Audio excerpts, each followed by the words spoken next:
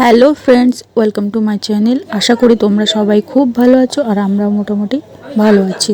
তো আমাদের চ্যানেলে আরও একটা নতুন ভিডিওতে তোমাদের সকলকে স্বাগত।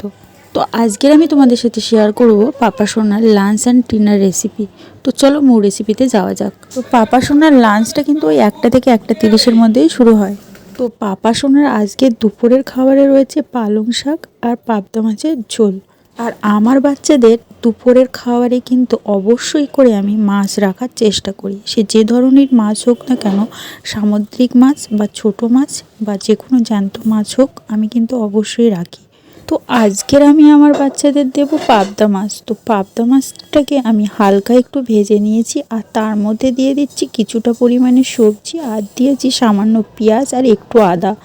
বেশি মশলা কিন্তু আমি ইউজ করিনি, কারণ বাচ্চাদের খাবারে যেহেতু বেশি মশলা ইউজ করা একদমই উচিত না, সেই জন্য হালকা মশলা দিয়েই কিন্তু এটা আমি বানাচ্ছি। তো বাচ্চাদের রেগুলার ডায়েটে কিন্তু এভাবে আলাদা আলাদা সবজির সঙ্গে মাছ রান্না করে খাওয়ানো উচিত, তাহলে তারা সব খাবারের সঙ্গে অভ্যস্ত হয়ে যাবে এবং সব রকমের প্রোটিনও পেয়ে যাবে একসঙ্গে।